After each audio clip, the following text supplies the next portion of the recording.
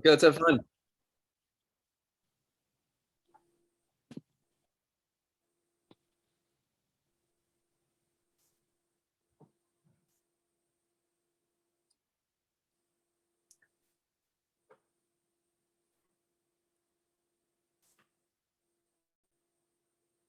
Hello, everyone joining us today. Let's wait for a couple of minutes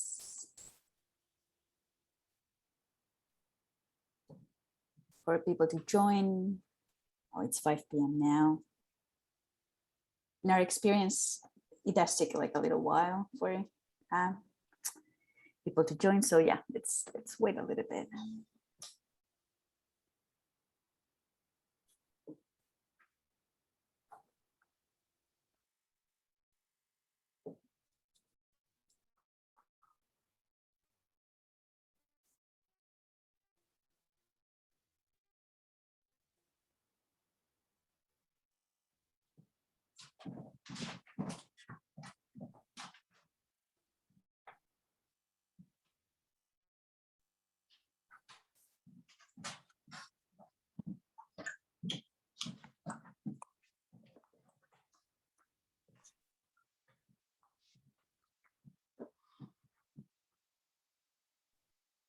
Thank you for joining us today. This is usually like the weirdest time when we have to wait a little bit here in silence.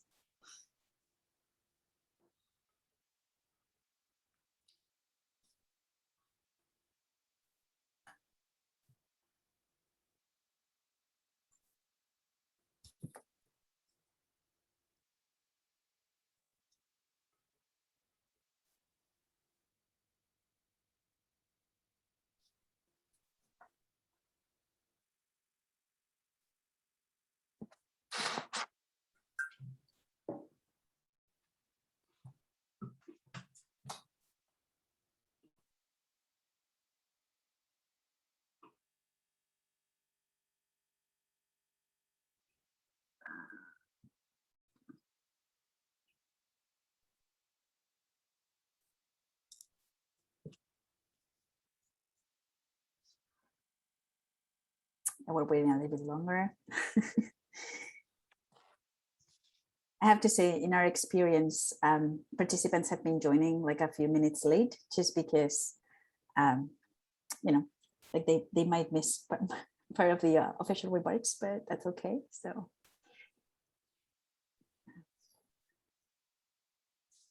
I mean, in Zoom now, it's like the new late is like 2 minutes, where in the before it was 15 minutes was late. Like you could arrive with, but now it's like 2 minutes late. Where is everyone?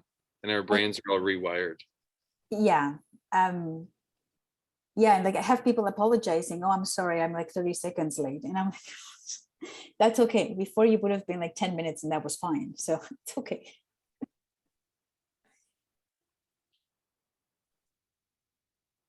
It's just how our brains are working differently these days, for sure. So I'm gonna wait like another minute and then I'll start.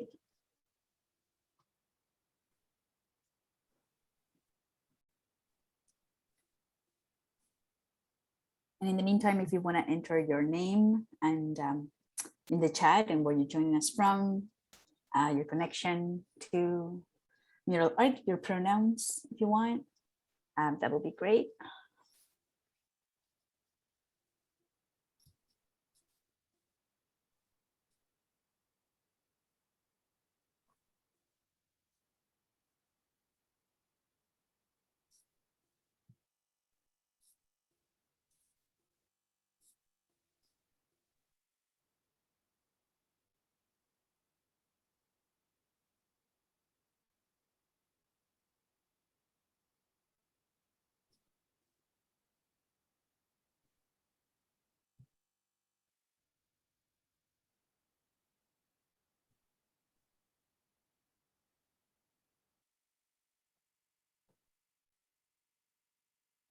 Okie I'm gonna get into that.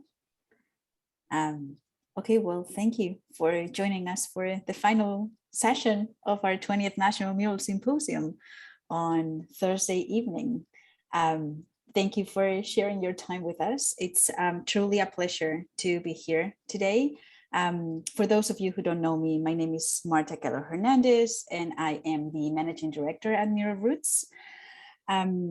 Just very briefly, the National Mural Symposium is a professional development and networking event for mural artists, administrators, and mural producers to teach, learn, share, and explore current trends and challenges in the field of mural art. This National Mural Symposium would not be possible without the generous support of our community partners, Neighborhood Arts Network, and YYC Artists Outlet, sponsors Street Art Toronto, STS Canada, and RBC, Mural Roots members, and all of you for your program participants for joining us today. I would also like to thank our operating funders, the Toronto Arts Council and the Ontario Arts Council. We are super pleased and thrilled to host a project presentation to sort of like wrap up the symposium titled Blanketing the City Cathedral Square, a mural series celebrating Coast Salish weaving by the Vancouver Mural Festival. We actually have Deborah Sparrow and Adrienne Sinclair, they're gonna be telling us more about the project. I would like to convey a heartfelt thank you to Adrienne and Deborah for agreeing to be part of our small symposium. We're really looking forward to hearing from you about this project. And before I pass the mic on to you, Adrienne, I just have a couple of housekeeping announcements. The webinar is being recorded for archival purposes and shared through digital platforms. Live captioning is being provided by Rhonda Servinos from National Captioning Canada, so feel free to turn the live captions on if you need to.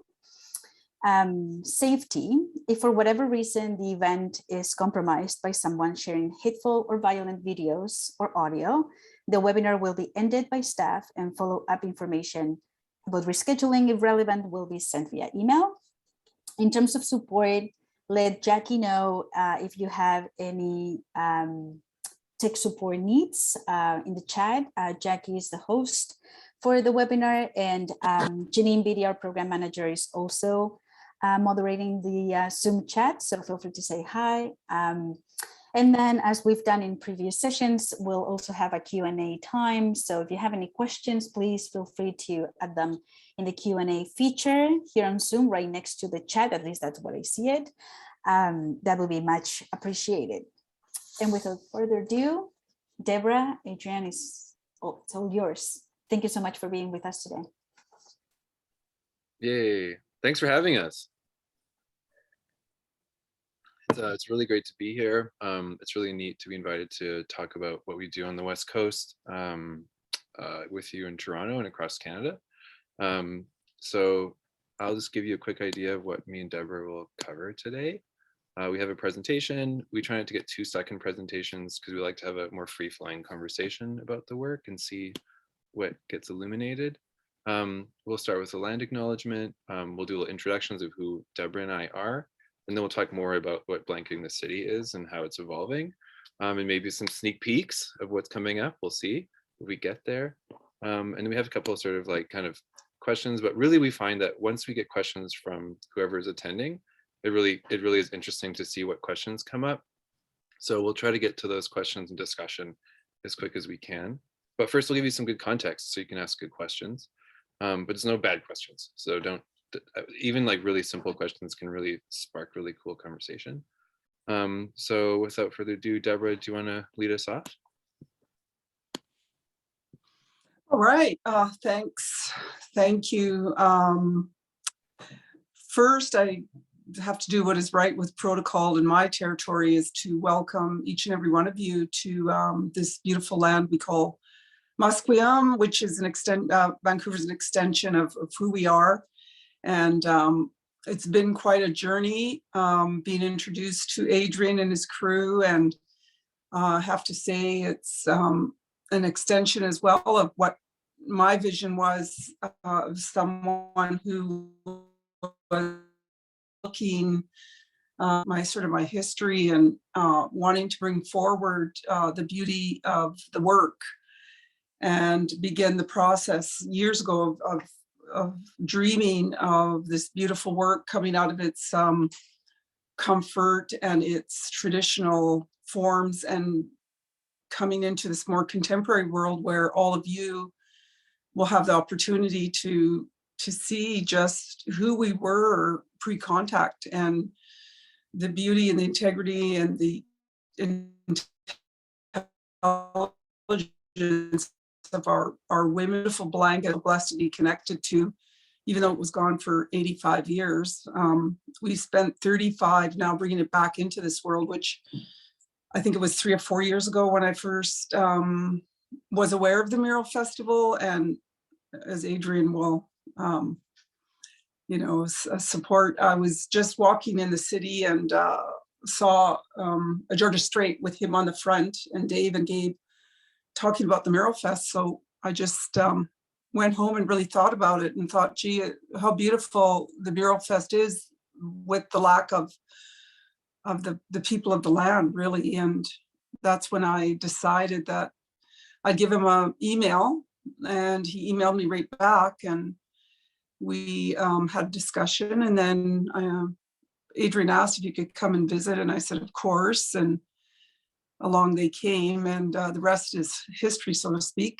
And it's been, for me, it's been an amazing way in which I wanted to tell the story. And that's what we are as mural people, and people who are passionate about their visions, is telling the stories. And I just really felt that, the Salish people in this Lower Mainland stories were not being told or heard. And that's where this became such an important connection, and balancing that connection and sharing how we see this contemporary world we live in, but always being connected to our past through this work, and sharing the patterns and the forms and the way in which we as humans see patterns, see art and design in our surroundings, whether we're on the water,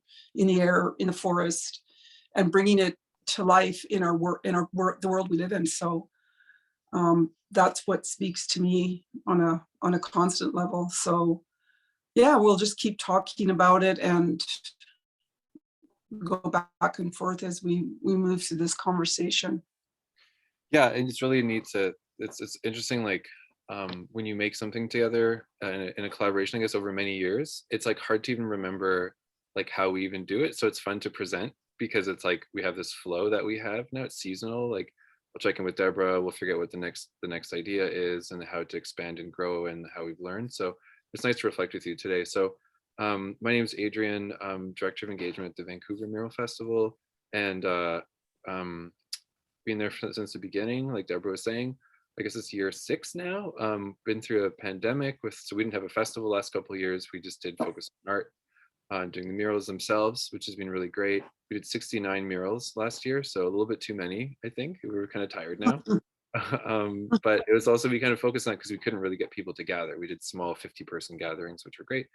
And so our festival is really actually not really about murals. So sorry to break it to everyone. It's actually about connecting people and creating experiences so that people value art and culture. So the idea is to connect people, to get people to think and to feel and experience arts and culture, and understand that when you meet with people and connect with people and you connect with the art, the whole overall culture will start to change. And if we can get the stories that are not told centered in, especially the land that we're on here, in the Musqueam, Squamish, and Tsleil-Waututh land here in Vancouver, if we center these stories and people get more and more consciousness around it, then the society itself will shift, and it will become a more just place, a more beautiful place, and a more interesting and truthful place to live. I mean, so much of what we live in is actually not accurate. It's not honest. Like 150, 160 years since contact, like here, it's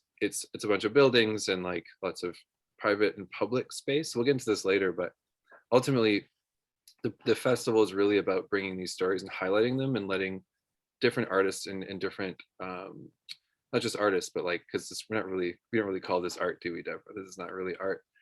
we call it something else, but really highlighting these stories. So that's my job at Mural Fest, is just to find ways to support different folks to tell their own story in their own way. But there's a special focus that me and Deborah have. We have a special project that we work on every year, which is blanketing the city. And so I'm going to bring up some images so you guys can all sort of see what we're talking about, and we can continue the conversation here. So I'm going to attempt to share my screen, but if anything blows up, there's a backup plan. I know Marta has my back, right? So we're gonna see what happens here. Let's see here. Okay, share. So tell me if this is working. Present. Deborah, is that coming through? Yeah. Okay, great. Yeah, got it. Cool. So I made a little special slide deck for y'all, but it's a sort of version of what we use to communicate with people who are partnering or funding, that kind of thing. So this piece right here, we can start really quickly. So this piece right here was the second piece that we did together, and it is actually it's a housing cooperative in Vancouver. It used to be a hotel. It's the Biltmore Hotel. And Deborah, what should we tell them about this one? Well, that I used to party there. See, there you go. It's true though. There's a bar downstairs. It was a hotel. Yeah. It was a hotel, so it had a wonderful meeting place where. Yeah. Well, actually, what's interesting is many First Nations. That was our watering hole, and to be, to actually be outside of it now and do the mural on the outside the wall is like, wow, a different era altogether. Well, so this one was really inspired by a conversation that Gabe and I were having about what were we going to do there on such a large scale. And we really thought about the vision behind the hotel. Looking down Kingsway, you could see the mountains, you could see the water sometimes. And so I said to him, let's focus on the elements like the water and the sky and the trees, and come up with something that reflects that all. Because, when you're driving in this contemporary world down Kingsway and 12th, and everybody's in a big hurry and everyone's having road rage sometimes. So what coincidentally was sitting on my table was a abalone shell. And the abalone shell was reflecting at me in the sun. And I was looking at it and I was like, oh my God, what if we were to focus on, the color theme instead of the colors that you saw in the magazine, and the first one that we did, which was some gold and white. So this one, I said, why don't we do something a little contemporary with pastel colors, sort of reflecting the elements. So that abalone shell really inspired us. And then Gabe started talking about going under the murky water, how sound and how he scuba dives. He told me, you go under and you flash the light, color becomes alive. And I was like, what? So I thought about that abalone shell again. And we thought to take those color elements out of there. And the beautiful thing about abalone shells is that they do pull in the elements wherever they are. So if they're in California where the sun is just immensely there all the time and the water is blue, the abalone shell will absorb the color rays that come through the water, and you're going to get that reflection when you open it. And so this one seemed to be more, delicate and, kind of more,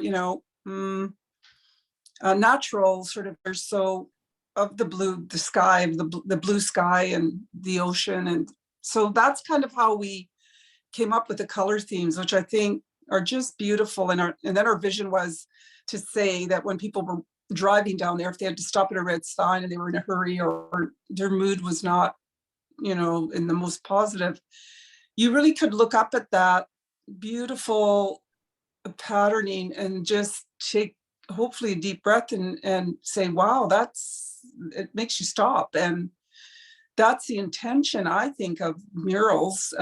Anywhere I see in the city when I'm driving, I stop and I look at them and I'm like, wow, who did that? And Yeah, it slows like, wonder people. why It they just did. slows you down. Yeah, it kind of slows you down and makes Yeah, you feel like take a moment to like reflect, right? And I think let's move on yeah, to the next one because you mentioned this one because we're kind of going out of order because hey, like why not? And so these are so the one in the upper right hand corner is one we did first on the Granville Street Bridge, and this one here was pretty special. yeah. And actually, I was just showing Deborah this morning. The British Columbia Automobile Association also featured the work on their magazine, and what's really interesting that folks maybe don't know or can't quite see necessarily right away is that this is all based on weaving patterns that Deborah and Musqueam and Tsleil-Waututh and Squamish weavers can make with weaving, which just right away is mind-blowing to me because look at these geometric shapes, highly mathematical, highly symmetrical, but there's so much variation. And so you can see in this piece that there's a mix of weaving and other Coast Salish shapes and designs. And on this territory here, lots of Indigenous art has been highlighted, but it hasn't been necessarily the art of the ways and the cultural ways of the people's land we're on here. It'll be sort of maybe Indigenous artists from other territories. They'll be put on this by curators that might look like me, who don't know and have their history and understand where the land they're on. So this work really is about actually finally boldly asserting and showing and inviting people into this vision that Deborah has. So people are finally seeing and being exposed to really large scale and significant pieces of the Coast Salish people here. So I don't know if it's for people from Toronto. I don't know, maybe have an equivalent. So maybe think about that maybe for the questions, but how specific local history and like thousands of years of history, like how to make that visible and to show it. We need to all really make sure we're having like conversations with people and finding out what the facts of the matter are, I think, because I think that wasn't happening at all before the last maybe decade or so. There wasn't much Coast Salish representation here on these lands. It was blotted out by buildings and parks and things like that. And it was, so Deborah, maybe you could comment on that. Maybe I think like for people in Toronto, they might be thinking, it might be a different context, but I think it's a really important thing to think about.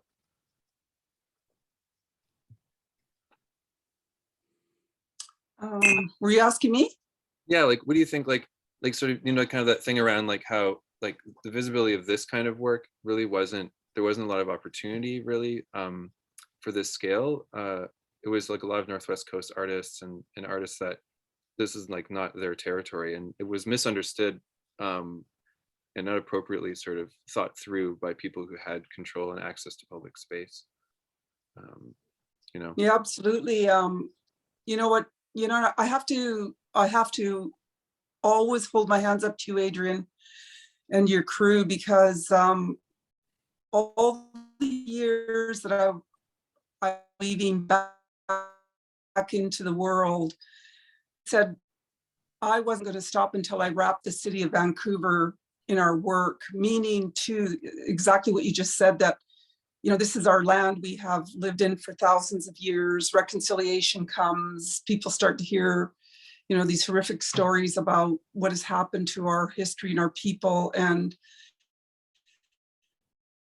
I was on the journey like years ago, but before I did weaving, I was doing Salish graphics and form lines. And I was really interested in my history through the vision of our people. It wasn't about being an artist, and it wasn't about, how we think of an artist today. I wanted to know who our people were. I wanted to know how I connected to them. So I found that through what I was doing. And then I wanted to share that on a larger scale with the city, to let them also celebrate with us the beauty that was coming through. And Vancouver is just, to me, it was so like kind of boring and glass and cement. And I thought to myself, wouldn't it be amazing to just wrap the city in these blankets? And it was sort of just a thought, a metaphor. And lo and behold, 20 years later or so, or 5, I meet you all. And that's what happens when people's paths start to cross and And there's something else working in the universe that brings us together and sets this vision in place. And when I met you and you said, okay, let's do a mural, you didn't tell me that it was going to be the pillars. And I just thought ground little. So when I came down there after we decided what to do, I'm not very often, taken back, but I was, because I saw my history in front of me. And I felt so blessed and so honored for my ancestors. And I know that they celebrate with me in how you presented this. And I am still in awe every time I go down there. In fact, I met the director down there, and I nonchalantly said to him, we walked past these pillars, and I said, well, I think that we shouldn't only do these pillars, we should do all the pillars before this. There's 6 more, even this one. And he actually agreed and said, I think we can do that. And so I was like, okay. I didn't know So this. look to the future soon that we'll be doing more. And I That's think great. I said to my grandson this morning, driving him to school, and he was talking about this because he's so excited about it. He actually shot, he's doing photography at school, so he shot some water and then some patterns, and he talked about the mural, and he eventually wants to learn. But I said, Isaiah, I'm always so grateful to the Mural Festival and Adrian, because it's catapulted these beautiful designs right out of the earth where we hoped it would. And it's moving its way, it is wrapping its way. And as I work with you, I'm also working with buildings and plazas now, because it's doing what we hoped it would do. It's putting this amazing inspiration into anybody that looks at it, and they want a piece of it now. Yeah, exactly. Like I don't even reframing. look for work. People just Yeah, no, exactly. Pardon? I love how what it's done is that sort of phase 1 is just making it happen and getting it on the thing and funding it. But phase 2 is actually like when people reframe their perspective, like, I'm going to build something on this territory. I need to figure out how to frame it in its history, and I make it so it's connected to its place. And how do I do that? Well, like I'm understanding these like large spaces, like these bridges or these huge buildings. And I'm thinking, well, I'm building a building. So I guess my building should be wrapped in this blanket. And so, and then this blanket is like, it has all the history and the laws and the culture inside of it, and so it's like, oh, we need to talk to the people whose land we're on, and we need to find out how to do it the right way. And so like Deborah, she's mentioning, because a couple of brand new buildings are being built that are going to be covered in this design with cladding built into the cladding of the building permanently. So that's a new and exciting evolution of this. And people are coming to Deborah and asking how to do it. And what a really neat thing. And actually, like, it's led to this project as well coming up here. So this project here, we were so excited. We worked on this for 4 years, just trying to get access to this site. So what you're looking at is in the upper right-hand corner, it's a plan view of this park that was made and developed for Expo 86. It's quite, it was quite neglected, let's be honest. And it underneath is a big transformer station for downtown for BC Hydro. It sends the power out. You can see those 6 upper right-hand corner, you see those 6 little towers. Those are actually like stacks for heat to come out from the underground transformer. The bottom right-hand corner, so you see it in the elevation where you can see the 6 towers there. It was actually supposed to be an outdoor performance venue, but never really was activated. And it's kind of been left kind of neglected since 86, since Expo. So it's really right downtown. And with this project, we try to find places that are very, very central, very, it kind of creates a world around you. It kind of does what a blanket does, like it wraps around you. And this place was so exciting. And we did this, and it was transformative. We don't have enough time really to talk about this whole project because there's so much to tell. I could just talk to you for 3 hours about just how we developed just the permission, legal, liability, the fund development, that could take hours. But really, like, it's important just to understand that, like, once this happens, it changes the park, it changes the understanding of the whole multi-block area around this, because this is the thing that people want to go near and understand and walk around it. And it's also across from a Roman Catholic church. And when we were building this out this summer to have it ready for launch on Indigenous Peoples Day on June 21st, it was also during the time when the discoveries were made in Kamloops at the former residential schools with the graves of the unmarked graves of the 215 and later many more.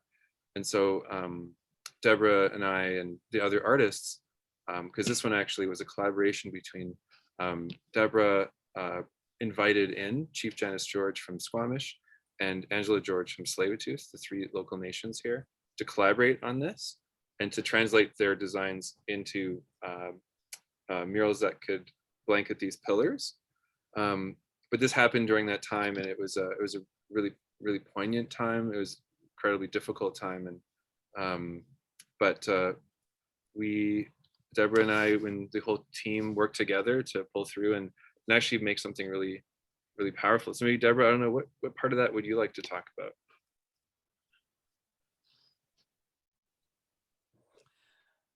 Oh, well, I mean, all of it, but yeah, like you say, time frame, but, I think it was another, just to be inclusive with our relatives that are in Squamish and Tsleil-Waututh is a big step for all of us, because the borders that were created by colonialism, the, misunderstanding between our tribes, the weaving being gone for so long and then coming back and trickling back into our communities. Janice George took the lead on her village and Ange on hers. And, I think we did work on one project prior to this one for a different reason. And so keeping in mind that we would like to work with them again. And we wanted to sidetrack a little bit of politics on it. We wanted to, show not only our villages, but Vancouver, that our people were secure and that we do intertwine and that we do weave our cultures. They're one and the same. We speak the same languages, basically, except Squamish is a little different. So it's a big project to think about, even politically or historically, or like you said, there's so much to talk about, but it showed that we could be together and celebrate each other instead of otherwise. And right in the middle of it, as you were mentioning, the earth opening and finding these 215 children is when I asked you what would you think about that one little section that's up on the corner of the street that we could. So I was looking at the church, thinking about it, and I seen this beautiful design up on the church, and I decided to, use that circular metaphor of the circle of life and then make the circle of a spindle whorl as well, which we use for spinning wool. And then design it inside with, I think there's 10 elements and then one circle in the middle. So each element has 20 dots that represent a child and 15 in the middle for the last 50. So the 215. And it sits in front of the church on a beautiful sunny day, reflecting this horrific thing that happened through the Catholic Church and us over here. And I think I said in the video that we did that we can fall on these blankets as our cushion and wrap ourselves in them when we have to experience all the things that we have over the last 100 and 200 years here in Canada, right across Canada, for all the children that they're finding now. And we want to honor that, and how amazing to be able to honor it there, because we wonder, it's called Cathedral Square. And I think you mentioned that possibly we can change that name soon because of exactly. Yeah, well, I mean, I think that's what's coming, I think. So Parks Board is they have their own process, which is it'll take a minute, I think, for them to get through it. But part of this project, it's the not so subtle rationale for this project is to have it renamed, because Cathedral Square is it's a non-name. It's just a name because it's adjacent to this cathedral, and this project has completely transformed the park. Well, I think it'll transform people's ideas and visions of who they thought we were as Indigenous people. We've always got a negative rap that we don't have the intelligence, or we don't have the same academic standings as other people. And, you know, we were silenced, and people only saw the dark side of us. And I want to bring the light to this. And that actually fits in with something else you might want to have a conversation about. But I believe in the beauty, the intelligence, integrity through this work, and the patterning and the mathematics behind it, and the intelligence behind our women.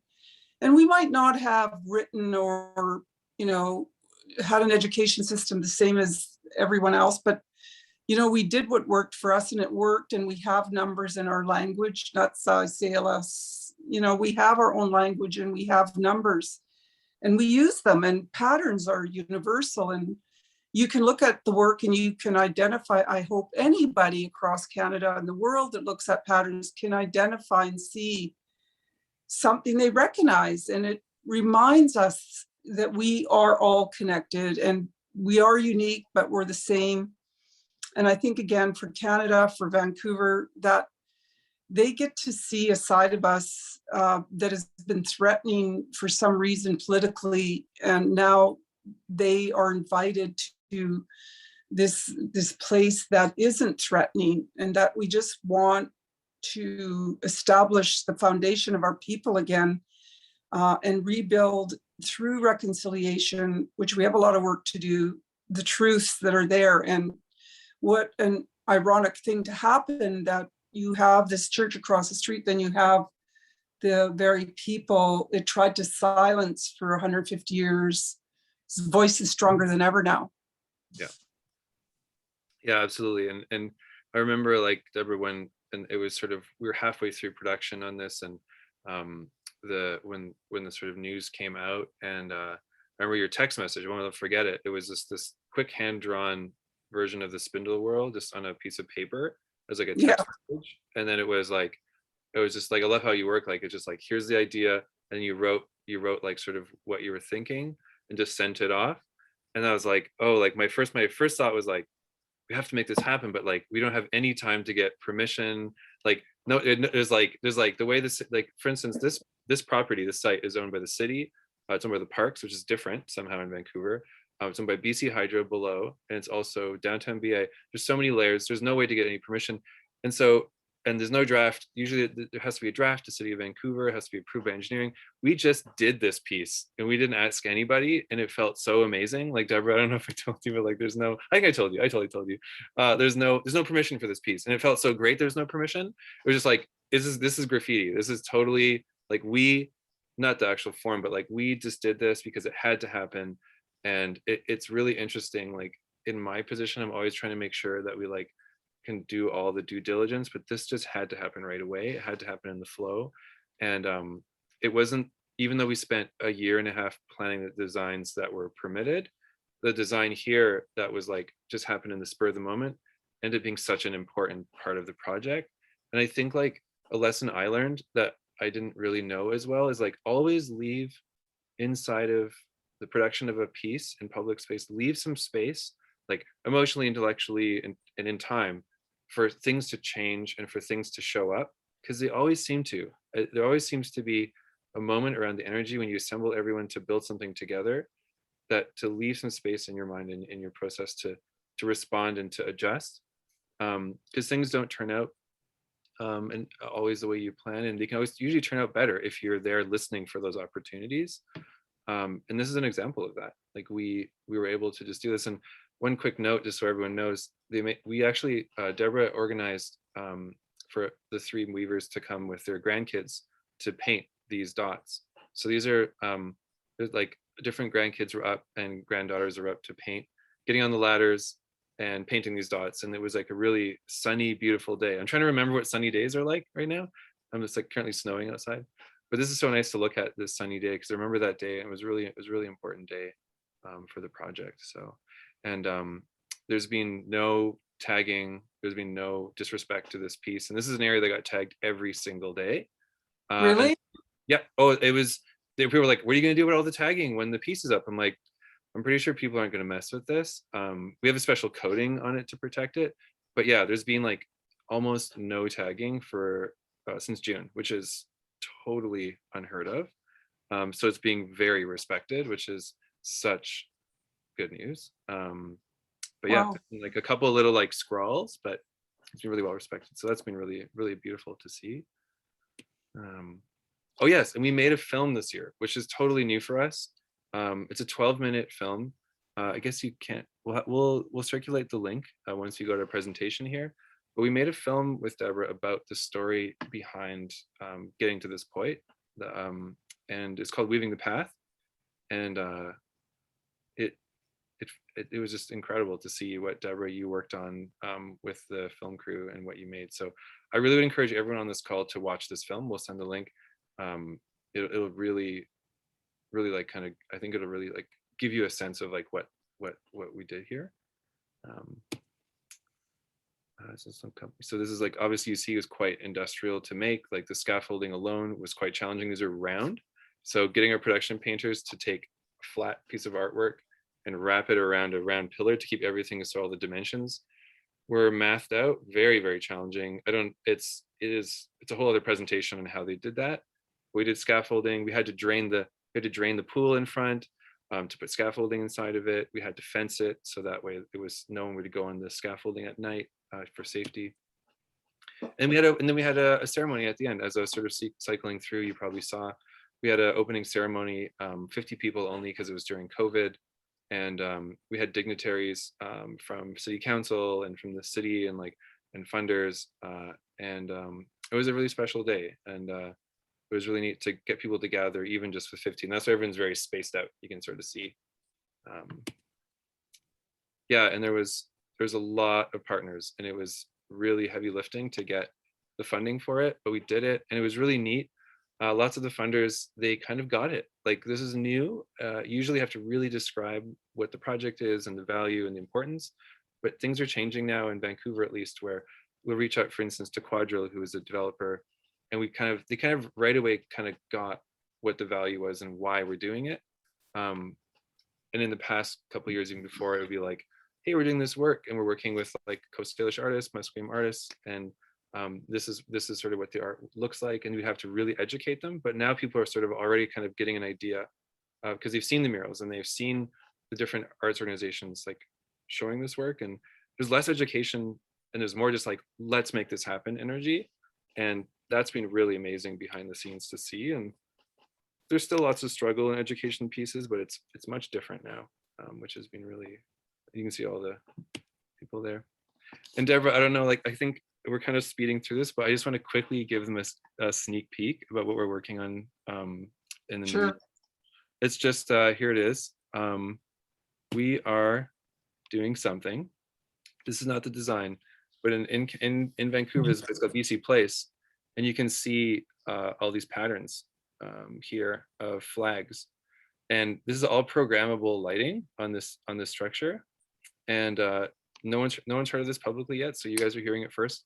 We will be doing the blanketing and quilting, weaving designs on this surface, and we will be lighting up not just this, but also this BC Place and Canada Place down here, and Science World.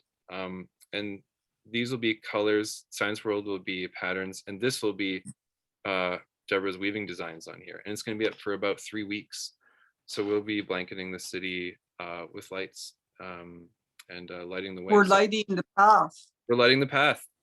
So that's what's happening. We don't even have the designs ready yet to show you guys, but this is something that's happening in the new year.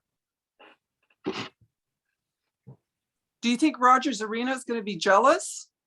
Oh yeah, that's the idea. They're gonna have to pay for it though. Yeah. Yeah, well, they might though, because my sister works there. Oh yeah, okay, good. Let's do. Is it Robin or? No, her name's Jonna. Jonah, right? Okay, well, like we're gonna work Deborah and I work all the angles. So yeah, so that's what's coming up. Let's turn over to you for questions. I think we have about 15 minutes for questions. So let's Yeah. see what people are thinking. Thanks so much, everybody. I'm gonna stop sharing my screen. Thank you, Adrian and Deborah, for sharing all that information. This sounds like a very exciting project for the new year, for sure. And the project looks so amazing. Definitely agree with like renaming Cathedral Square really doesn't really mean much. Yeah. Yeah, so that makes a lot of sense. When you were sharing about that, I'm like, yeah, that makes a lot of sense. Yeah. I was going to say, like, I'm definitely up for those 3 hours and how to secure a space like this for painting.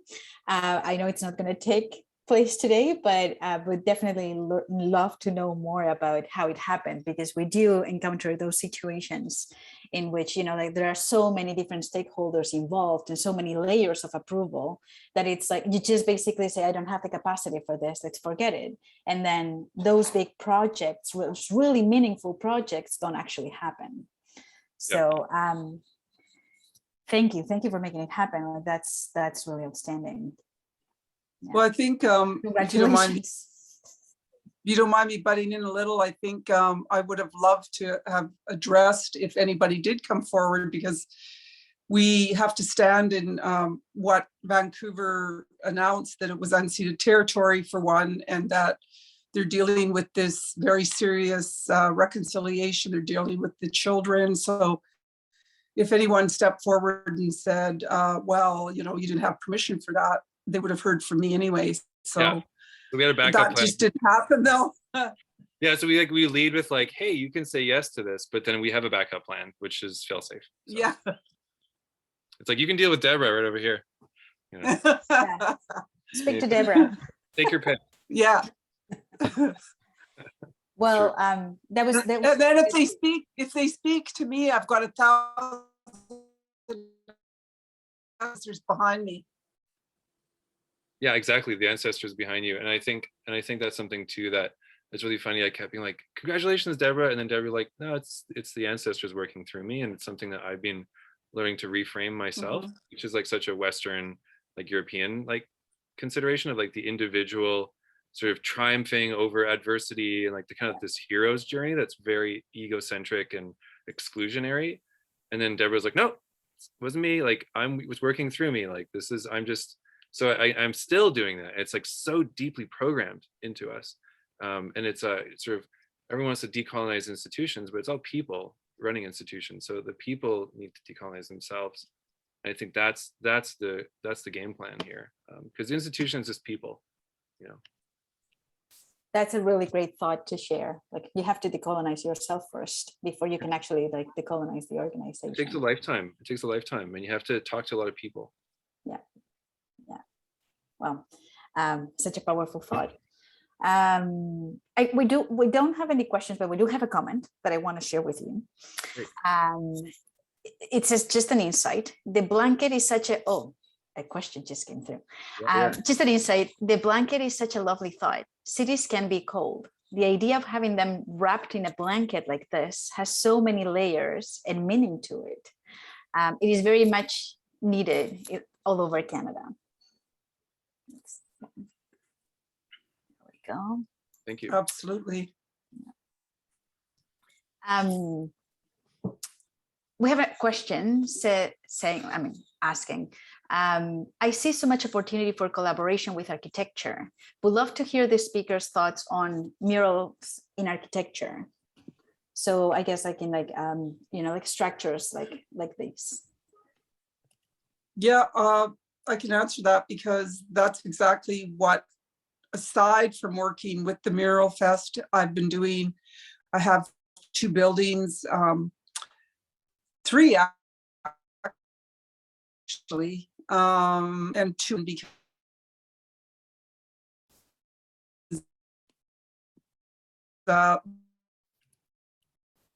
watching the approach is already a street, and it's going to be an absolutely beautiful building, but it will be wrapped right around the whole perimeter of the building with 2 blankets that I created for them, and we've taken the elements out and they will be applied to the building. So the whole building is going to be the first building in the city that will be really reflective of the history here. And a building before that one was, it's going up on Broadway and Larch, and it's a condo. And the fellow, I met them like 2-3 years ago now, and you know how long it takes for buildings to get past and go up. So we did just the side profile of the building, but the city loved it so much, they put another stall on it and asked me to come back and design more of the building. So I said, okay, you know, so this is what I'm saying. And then I believe that my friends on the North Shore are also being asked to do different things. So for instance, Plaza Floors, because these patterns are just so gorgeous. And I'm so excited because I have to say that I've always admired European art plazas all over Europe and, you know, Morocco, and everywhere we go, we see these beautiful patterns everywhere in ancient history. And so now, you know, that's what Vancouver's going to become a part of, based on our history here. And so we're excited to share that. At least I am. And maybe I shouldn't talk on behalf of everyone, but for sure, I hope that our Salish people are as excited as I am. I don't get a lot of feedback, maybe also because we don't always use the city as much as people think we do. And I don't even know if they know how much of my work is out there. So I'm gonna have to bring it back into what I have to do. Yeah, it's totally true, Deborah. Yeah, like I bet I dropped a link of one of the buildings you're talking about in the chat so people can see it. Like the one where you have the two sides on Hastings Street, like it's like what's the block? It's like what's the block intersection? Like is it Abbott? Columbia? Yeah, Columbia. It's Yeah. Columbia. Yeah, so I put that in the chat so people can see it. Just so people can like. Oh, okay. Yeah. Great. Yeah. So yeah, it's interesting. Like, I know what you mean by that though, because like, there's some people are just starting to get like, even like because of the pandemic, no one's circulating through the city. So like the Mural Fest has been operating and doing tons of murals. Like we put up 69 murals this last year, and very few people left their houses besides the grocery store. So I'm really looking forward to actually everyone circulating again to see all the work that we've been doing. So, and actually what's been really neat is we have an app, and the app actually gets people, you can do a little self-guided tours. So people are just on their phones doing little tours, and they're actually, the murals are getting people to circulate and connect with people even during the pandemic. And that's been really neat as an unintentional side effect of like having this app, is that you're like, oh, like you can look at, for example, you know, like Musqueam, Squamish, and Tsleil-Waututh murals, and you can actually like go on a little tour of them, and you can walk around. Or you can look up, for instance, like artists like you know, emerging artists or Black artists, and you can actually do a little tour. So that's been really neat too. Is like people need to get out of the house and connect with people in a safe way, and like walking around outside touring these murals has been really great. So yeah. Yeah, public art is definitely a motivation to leave home and walking around and exploring more, for sure. I think building on this past question, we have here in Toronto, we do have a lot of murals on underpasses, but it always you know, like it feels that it's just like those two walls that you can see on both sides, and then you're actually like going through an underpass. And then it's usually buildings or like, you know, like more traditional walls, but not necessarily the type of architecture that they were, you know, referring to, like more like rounded, you know, like buildings or yeah, I don't know, like the silos and things like that. So we did do a project in 2017, Mural Roots, with silos, but they were definitely not, I don't think, as big as Cathedral Square. So yeah. Oh, cool. Yeah. Yeah. The silos are challenging because it's like getting them to look right on the surface. Yeah, that was definitely, I mean, I wasn't around back then, but that's what I've heard. That was like the main challenge for the artists to actually like make it work, and like, you know, like the angle and. Yeah, like, because you can't, so artists weren't able to, like, you know, if artists are having trouble with a complicated design, you just project it with a projector on the wall that's flat. But with these weaving designs, they're so mathematically symmetrical and precise that if you were to project, you can't project a curved, like sort of like skewed image. So it has to be the practitioner at the wall using math to actually like figure out distances from things to create true shapes and symmetry, because you can really, our eyes can really pick up like inaccurate symmetry. So like we really put we put our best people on it, and we put them through the ringer on this, scratching their heads, trying to figure out how to do it. And then on top of all of that, the actual cement itself was poured in sections. So so actually what the artists ended up doing is the sections and how they were framed, that was their reference for scale. And then they measured, they're each 2-meter sections. And then they broke that into pieces, and then we're able to actually break out like the chevrons and the diamonds and all the shapes. But Deborah's pieces were some of the most complexly like layered, and so whoever had those had their work cut out for them, because it was extremely technical. So Deborah, you gave them a lot of challenges, which makes sense. I mean, you've been doing this for 35 years, so you're going to bring the technical challenges. So, but it was really cool. Well, to see. also, Yeah, go ahead. yeah, I think it was also because I add the bird or animals or fish to the murals, where the other ones are, they're geometric as well. But bringing that thunderbird and the lightning there to represent, the power of who we are as people in the universe, but is also the energy that's around that building. So, but definitely wasn't my intention to make it the most difficult. So on a really hot summer day when they were saying that it's horrible out there. Oh yeah, and Deborah's really funny. So this is a funny tidbit. So it was hatchling season for crows when we were doing it. It was June. We were finishing it by June 21st, and all the crows were dive bombing the artists because they're protecting the babies from the artists. They're like pooping on them and swooping at them, and so like it was really neat, like that integration of like when you're doing public work and outside, there's all these layers of considerations. And I actually on the day that we did the opening, I rescued a baby crow that fell in the water. Like I went and scooped it up. Oh no! Yeah, it was drowning. It couldn't get out because there's no gradient to it. It's just like a pool, so they couldn't get out. And apparently, artists were saving crows the whole time we were making the piece. So wow, that's cute. That's amazing. Yeah, that's really fun. I didn't know that. That's a whole other level of environmentally friendly, yes. Workplaces. Yeah, absolutely. Yeah. Wow, and a whole other level of risk management too, because that like artists need to be like super cautious and like being super mindful of like the nature around them.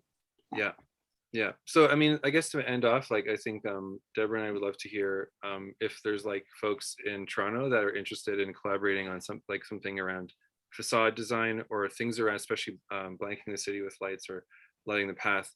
It'd be cool to do cross collaborations with other buildings that can have programmable light in Toronto. That would be super cool. So if people want to put the word out there, and we can do like a really neat collab that way, you can exchange.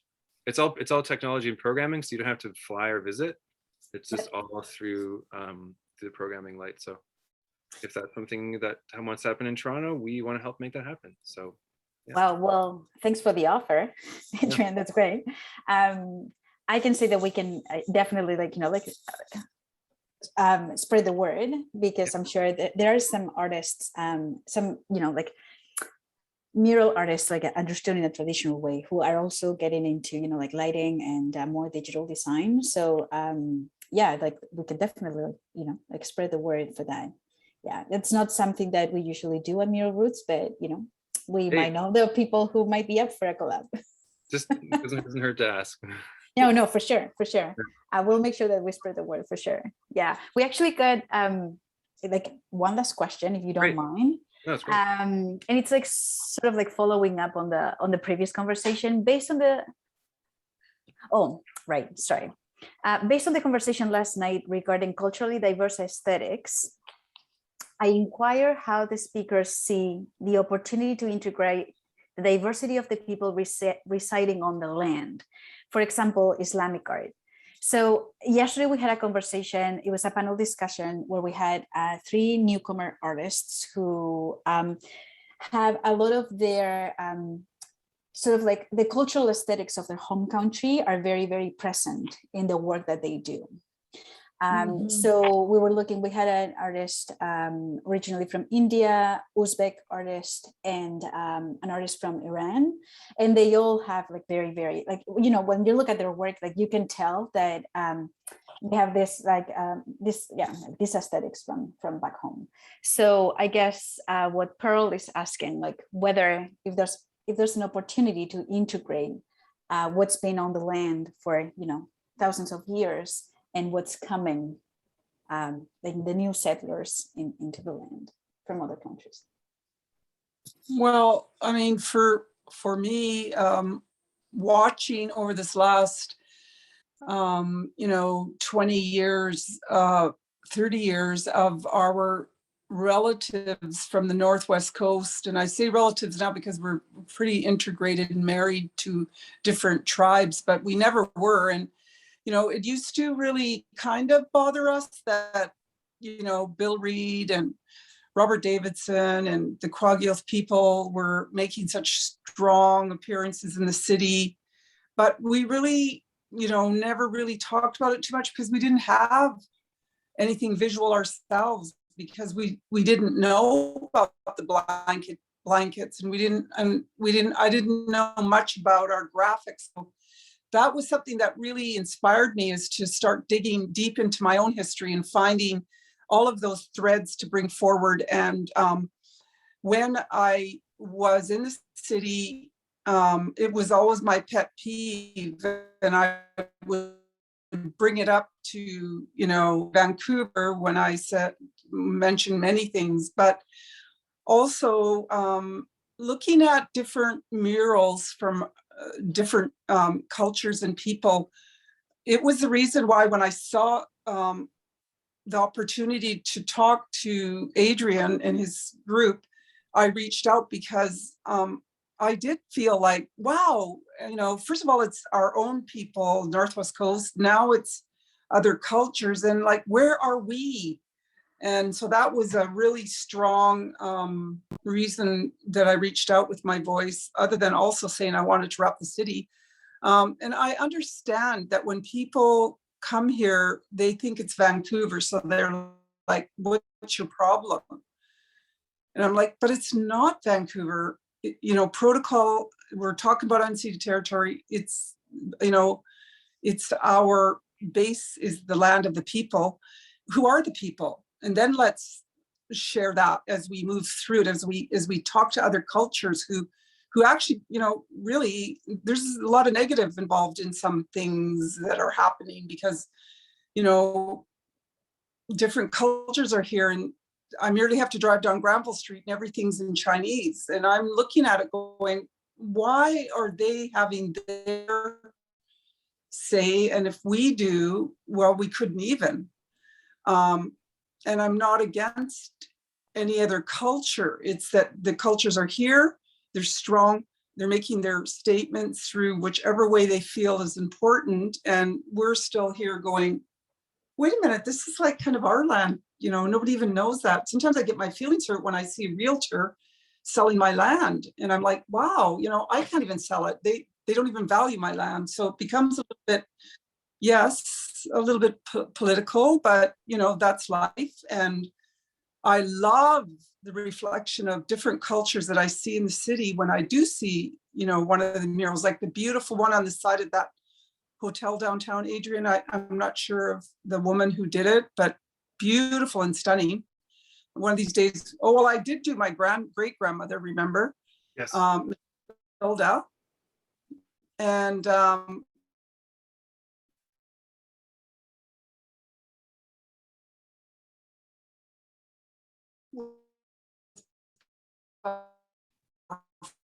because it was in a face on her. I'm very, and would kind of like that. Some people would say, are you okay with us doing this on your land? And I'm like, yeah, because it's Vancouver. But just honor the fact that it is Salish territory at the same time. So, there's a lot of work to do, and we'll just continue to do it. That's a very positive thought to, that to wrap the session with, like, you'll continue to do the work. That's awesome. It's a balancing act, right? It's a balancing act, and it's out of balance right now. And I feel like it's like there's two parallel conversations, right? There's like, we need to restore the balance. We need to restore not just the balance. We need to restore the identity of the place. So much to be done with asserting that people have been here for thousands of years, and at the same time, belonging needs to happen for folks, especially racialized folks that are suffering like much more under the colonial pressures and systemic violence than someone like I am, who's like I get lots of privilege that I don't even notice by just being like, oh, I'm just like this white dude in Vancouver. Like I'm not. So I feel like if I can see the systemic issues, I know that there's even more that I'm not seeing, and I feel like as long as our organization is lifting up the voices at the same time, but in different ways. So it's sort of like we mostly we have we have very clear goals around making sure that predominantly our artists are Black, Indigenous, and people of color.